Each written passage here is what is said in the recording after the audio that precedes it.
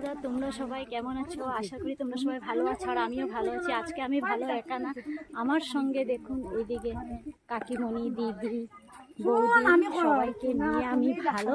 কেন কি আজকে 3 মার্চ রবিবার, কিন্তু আজকের দিনও আমরা অফিসে যাচ্ছি বলে সরকারি সুবিধা দেবে। তো কি সরকারি সুবিধা আমরা যাচ্ছি, চলুন আপনাদেরকেও দেখাবো।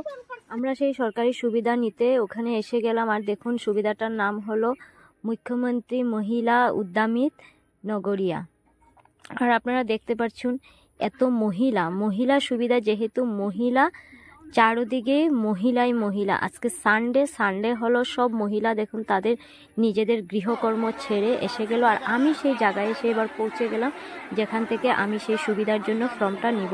তো সেই জায়গা তো অনেকই ভিড়, আপনাদেরকে দেখাচ্ছি। আর এদিকে দেখুন স্যারের লিস্ট দেখে সবার নাম, গ্রুপের নাম সব কিছু দেখে সবাইকে একজন একজন করে দিচ্ছে। তো